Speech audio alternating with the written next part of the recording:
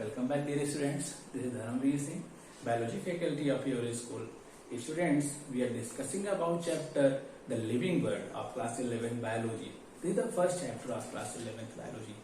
Students, we are discussing about diversity in livings in our last video. And in this video, we are discussed till what is binomial nomenclature. Who proposed it? We are discuss about the basics of binomial nomenclature. Today we will discuss about binomial nomenclature in detail, and after that, if we get the time, then we go for the classification of the living organism. Okay, so first of all, I am explain you what is binomial nomenclature. So students, as we know that in the world about 17 to 18 lakhs of species are there. बेटा इस पूरे world में 17 से 18 lakh species हैं जो अभी तक discover करी जा चुकी हैं, and these species and we are enable to learn them और enable to understand them without their naming. बेटा हम इनके नाम को जाने बिना अगर हमारे सामने 100 प्लांट रख दिए जाते और फिर पूछा जाता कि इसमें से एक पर्टिकुलर प्लांट को लेकर के आओ, so if we know about the name of that particular plant, then simply go and take that particular plant. Okay, but if we don't know about the name, तो बेटा क्या होता, अगर हमको नाम नहीं पता होता तो हम बताते तो सारे के सारे प्लांट हैं, कुछ एनिमल्स आ रहे होते, सारे के सारे एनिमल्स हैं, फिर हमको नहीं पता होता ये डॉग है या कैट है ये बफेलो है, ये काऊ है. सो इसके लिए हमारी स्टडी को कन्वीनियंट बनाने के लिए रिसर्चर्स ने वर्क किया, एंड जो हमारे लिविंग ऑर्गेनिज्म हैं उनको एक पर्टिकुलर साइंटिफिक नेम या बायोलॉजिकल नेम देने के लिए बोला गया. तो all the organism have their local names. हम किसी भी एक प्लांट को देखते हैं तो जान जाते हैं ये पर्टिकुलर प्लांट नीम का है, ये पर्टिकुलर प्लांट मैंगो है, ये पर्टिकुलर प्लांट पपाया है, बिकॉज ऑफ हमने उनको आइडेंटिफाई किया है एक पर्टिकुलर लोकल नेम से. बट ग्लोबली पूरे वर्ल्ड में एक नाम, ऐसा नाम हमको पता होना चाहिए जो पूरे वर्ल्ड में जाना जाए. मीन्स अगर हम किसी दूसरी कंट्री में रिसर्च करने के लिए जाएं तो उसके लिए एक ऐसा कन्वीनियंट नेम होना चाहिए जो हम बोले तो हमारे साथ में जो हमारे रिसर्च जो हमारे कलीग्स हों वही बताए हाँ ये पर्टिकुलर प्लांट के बारे में बात कर रहे हैं. For that a scientist name is Carolus Linnaeus. बेटा एक साइंटिस्ट थे Carolus Linnaeus. He is known as the father of binomial nomenclature. इनको binomial nomenclature का father बोला जाता है. He proposed binomial nomenclature and tells us. इन्होंने binomial nomenclature दिया और बताया the name of each living organism contains two component. किसी भी living organism के नाम में दो component होंगे. One is their genus name और generic name. जीनस नेम बेटा एक क्या होगा, उसका जीनस नेम होगा, and second is species name और स्पेसिफिक एपिथेट. एक तो उसका जीनस नेम होगा और दूसरा उसका स्पेसीज नेम होगा. Okay, so when an organism get this two names, that's why this classification system is known as binomial nomenclature. अब इस बाइनोमियल नोमेनक्लेचर के लिए कुछ इन्होंने क्राइटेरिया, कुछ प्रिंसिपल्स डिसाइड करे. If an organisms follow this particular criterions, then they tells that this particular organism और living organism है और फॉलो बाइनोमियल नोमेनक्लेचर सिस्टम. अब क्या दिया बेटा उन्होंने, क्या प्रिंसिपल्स थे, तो बेसिक 4 प्रिंसिपल्स हैं. There are 4 basic principles for the binomial nomenclature. बेटा बाइनोमियल नोमेनक्लेचर के लिनियस ने 4 कुछ बेसिक प्रिंसिपल्स दिए. पहला उन्होंने बोला था the scientific or biological name always written in Latin language and their script in italics. बेटा जो उनका लैंग्वेज होगा, जो biological names are in Latin and written in italics. बेटा जो उनका स्क्रिप्ट होगा वो इटालियन होगा और जो उनका लैंग्वेज फॉलो करेंगे वो लैटिन लैंग्वेज फॉलो करेंगे. Second, each organism have 2 components. One is their genus name, एक बेटा क्या होगा जीनस नेम, और दूसरा क्या होगा स्पीसीज नेम, स्पीसीज नेम। हर एक ऑर्गेनिज्म के नेम में दो कंपोनेंट होंगे, एक जीनस और दूसरा स्पीसीज। थर्ड उन्होंने क्या बोला था, in third point he tells us that if these names are written by hand, अगर बेटा ये हैंड रिटन है, if the scientific names are hand written, बेटा अगर ये हैंड रिटन है then both the components underline separately. Example ले लेते हैं, अगर हम मैंगो का एग्जाम्पल लेते हैं, लाइक मैंगीफेरा इंडिका। जब बेटा इनको हमने पेन से कॉपी के ऊपर लिखा हुआ है तो हम इनको अलग अलग अंडरलाइन करेंगे, only then these names are correct. Okay, but if they are type, अगर बेटा ये टाइप करे जाएंगे, कंप्यूटर से टाइप करे जाएंगे, then they are in italics, तब उनको थोड़ा सा टेढ़ा करके इटालियन स्क्रिप्ट में लिखा जाएगा। जो स्क्रिप्ट होती है कंप्यूटर के अंदर, वहां पे हम इटालियन स्क्रिप्ट को फॉलो करेंगे। Okay, and the fourth point is, जो चौथा और लास्ट पॉइंट है, that is the most important, the first name, that is genus name, and the first letter of the genus name is always in capital।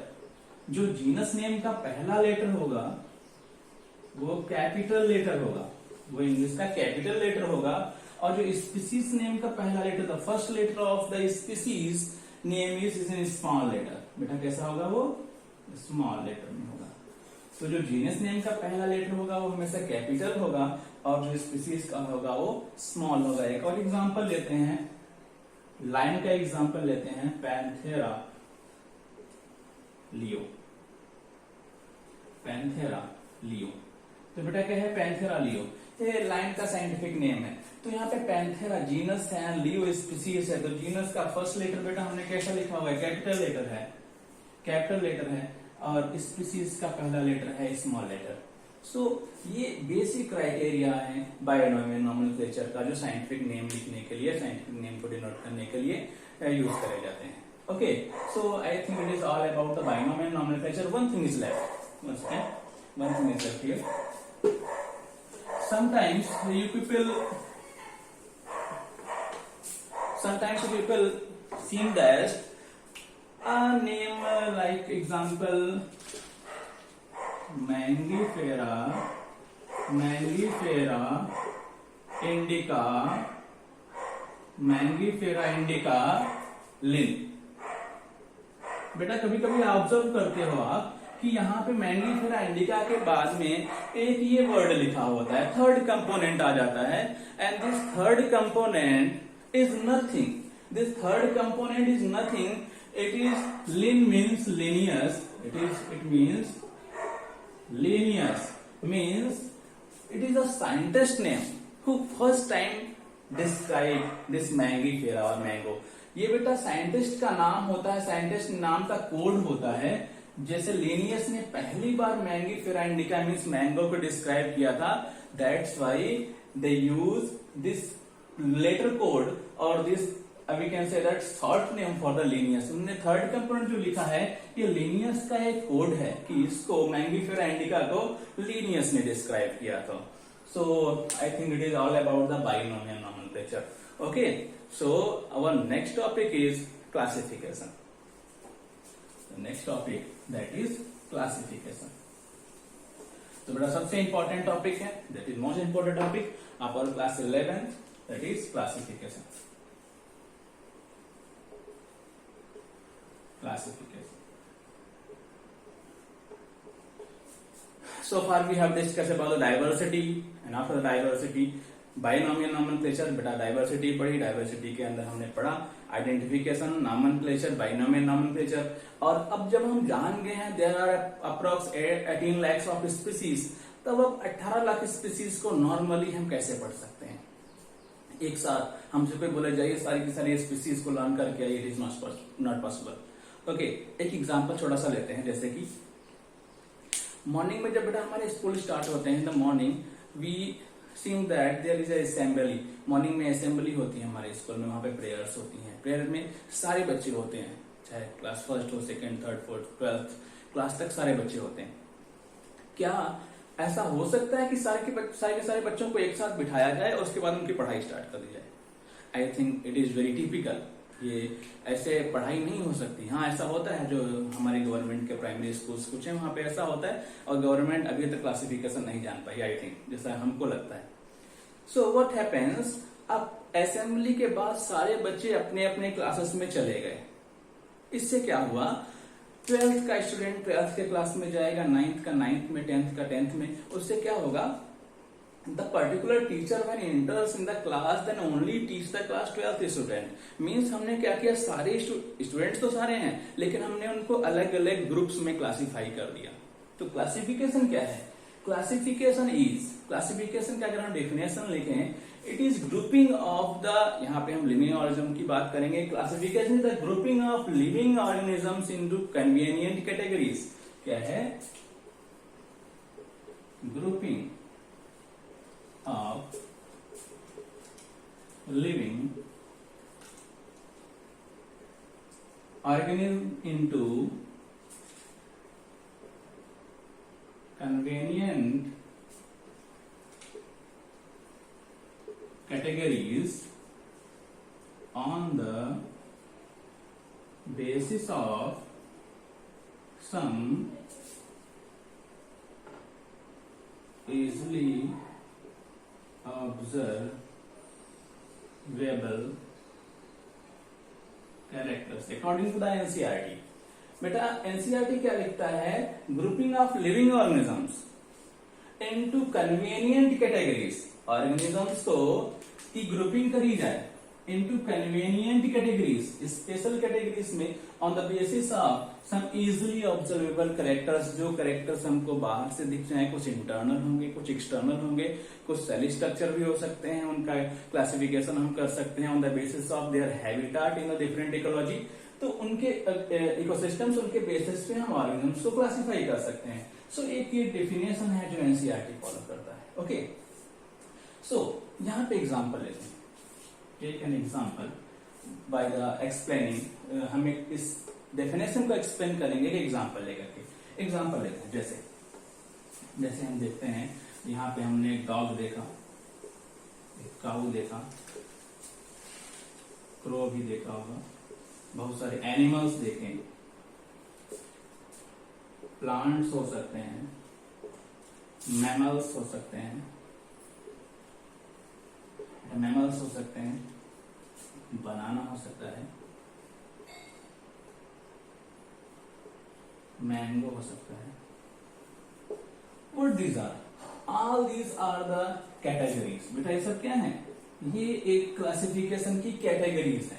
ये क्या है, categories हैं, और इन्हीं कैटेगरीज को, this categories of, we can say that this categories of living, ये living organism की बेटा कैटेगरीज हैं, जिनको हम क्लासिफिकेशन कैटेगरीज बोलेंगे।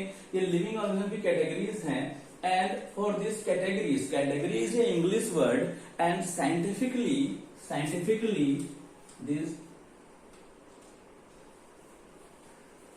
Category is known as taxa. Scientifically बेटा इसी कैटेगरी को हम टैक्सा बोलते हैं। What is taxa?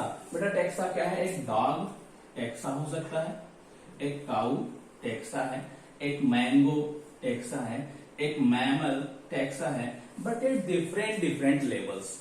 क्या है बेटा, ये सारे के सारे टैक्सा हैं, मतलब बट अलग अलग लेवल पे लिखा है ना, into convenient categories on the basis of some easily observable characters।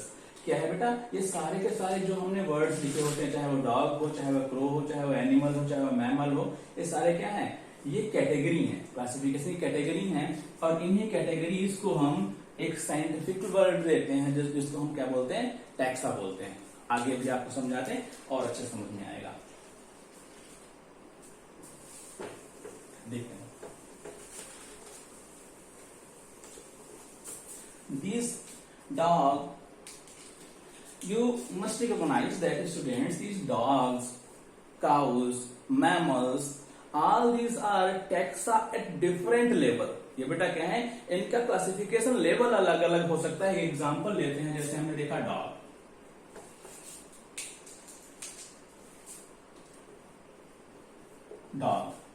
Dog के बाद में हम मैमल लिख सकते हैं, सभी हमने मैमल लिखा था वहां पे, मैमल के बाद में एनिमल लिख लेंगे यहाँ पे। Is a method of understanding. बेटा क्या है, डॉग भी हमने बोला है, डॉग भी टैक्सा है, मैमल भी टैक्सा है और एनिमल भी टैक्सा है, बट अलग अलग लेवल पे है। वो कैसे हैं आपने 9th में पढ़ा होगा और अभी यहां पे हम क्लियर करेंगे बिल्कुल।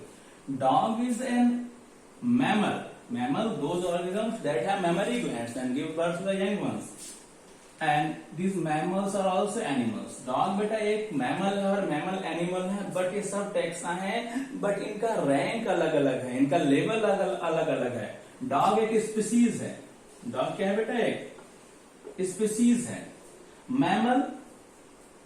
मैमल एक क्लास है, मैमेलिया के अंडर में आता है।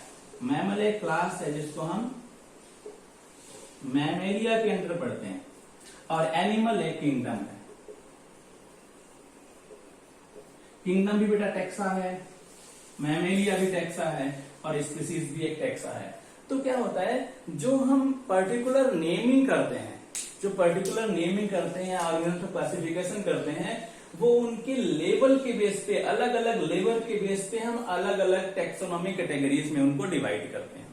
सो what are the taxonomy categories, question बहुत बार आता है, why we need classification and what are the taxonomy categories.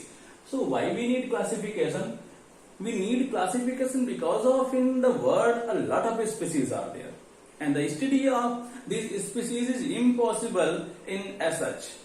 इसी प्रकार से अगर हम इनका स्टडी करेंगे तो पॉसिबल नहीं है।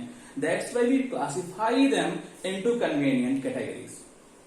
These categories are taxa at different levels, and these are called as rank of taxonomy.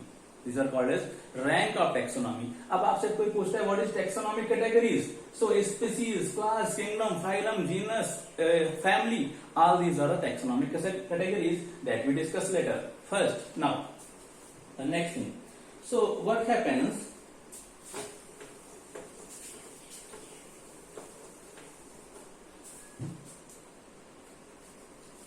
Okay, so on the basis of some different, we can say that now we know about what are the taxa, and these taxa, on the basis of, we can say that these taxa are categories, and all the organisms of different categories, all the organisms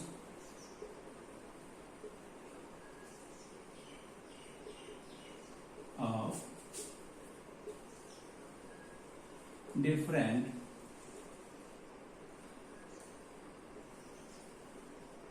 categories are grouped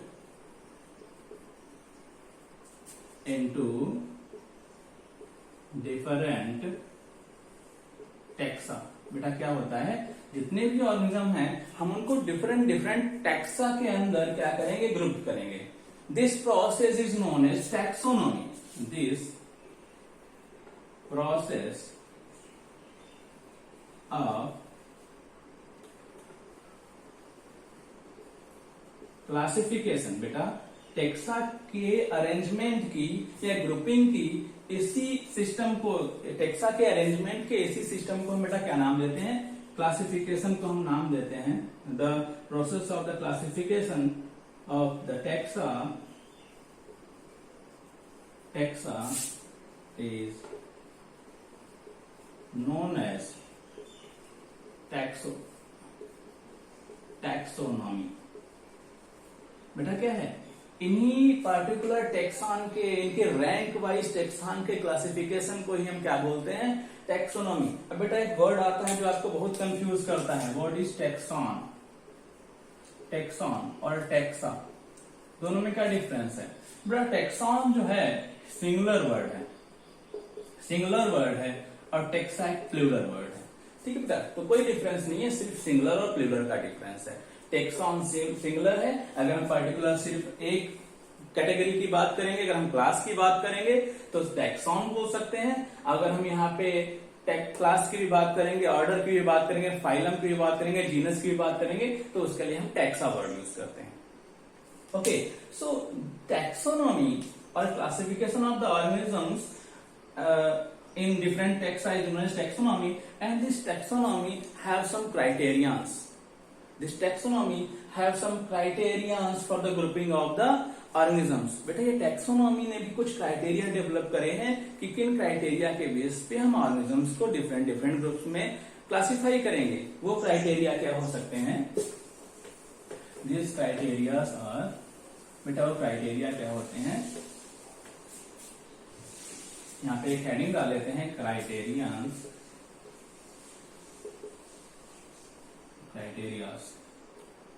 criterias of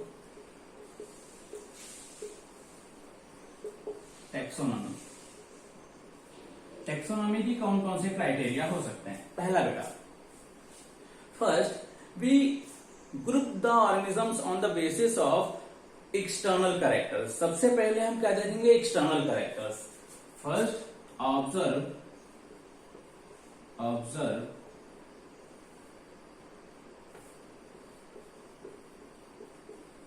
external characters। पहले बेटा organisms का external character देखते हैं, then we go for internal characters, उसके बाद में internal characters देखते हैं। Third, then the third, the microscopic level, that is cell structure। उसके बाद में बेटा हम उनका सेल स्ट्रक्चर देख सकते हैं। and fourth and the most important thing is the classification of living organisms on the basis of adaptation in their ecological system। उसके बाद क्या कर सकते हैं? एडाप्टेशन देखते हैं, adaptation in different ecosystems, adaptation of the living organism in different ecosystem. So these are some basic criteria of taxonomy. Okay, on the basis of we classify the living organisms। बेटा ये क्या है? कुछ basic criteria हैं, उनके basis पे हम organisms को क्लासिफाई करेंगे डिफरेंट टैक्सोनॉमिक कैटेगरीज में। टैक्सोनॉमिक कैटेगरीज अभी अगला बहुत बड़ा सा टॉपिक इसमें पढ़ेंगे। टैक्सोनॉमिक कैटेगरीज बेटा हमारे पास क्या है? हायरार्किकल अरेंजमेंट उनका होता है, kingdom, phylum, division, class, order, genus, family, ये सारी चीजें हम आगे डिस्कस करेंगे। Okay, so the next and important thing is that, जो आज का हमारा लास्ट टॉपिक होगा बेटा, तो अभी तक हमने टैक्सोनॉमिकल कुछ क्राइटेरिया पढ़े, जिसके बेस पे हम प्लांट्स और एनिमल्स को या लिविंग्स को डिवाइड क्लासिफाई करेंगे। Next thing is that the taxonomy. Taxonomy is a branch of biology which is discussed in we can say that a very large group that is known as systematics. What is known as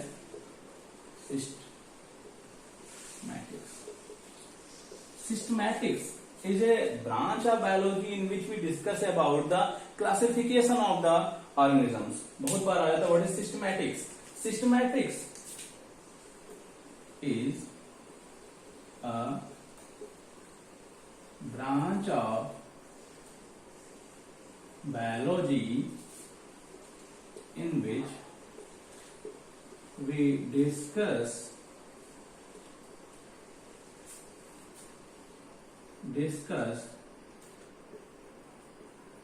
in which we discuss about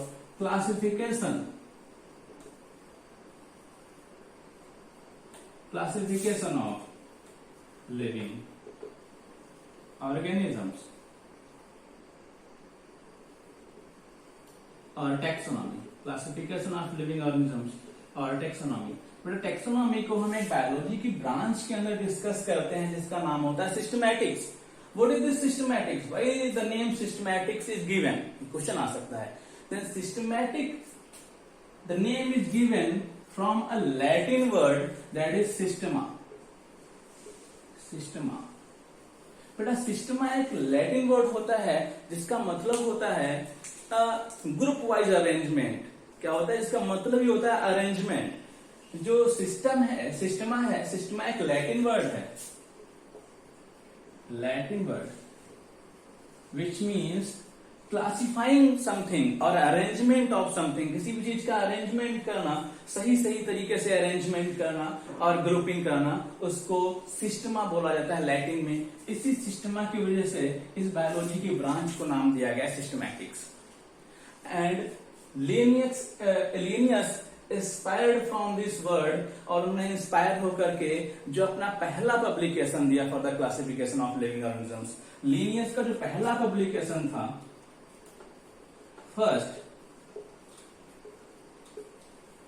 publication of Carolus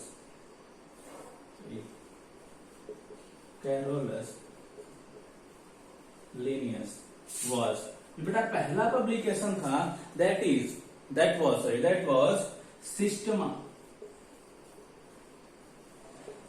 Naturae। जो पहला ही publication था Linnaeus का, जिसमें उन्होंने classification किया था living organism का, that was Systema नेचुरी। उन्होंने उसको नाम दिया था Systema नेचुरी because he was inspired from the word Systema. क्योंकि उन्होंने जब देखा है बायोलॉजी की ब्रांच जिसके अंदर हमने क्लासिफिकेशन का स्टडी किया, इसको टैक्सोनॉमी बोला गया है, वो सिस्टमैटिक्स है। और सिस्टमैटिक्स एक लैटिन वर्ड से आया हुआ वर्ड है जिसका नाम था सिस्टमा। इसीलिए उन्होंने अपने जो पब्लिकेशन था, जो रिसर्च पब्लिकेशन था, उसका नाम दिया था Systema Naturae. So this is all about the diversity and classification. In our next class we will discuss about the topic that is the taxonomic categories. अगले टॉपिक में बेटा हम लोग पढ़ेंगे taxonomic categories, hierarchical arrangement of the taxonomic categories from kingdom to species. So I think this video is helpful for you. Thank you, dear students.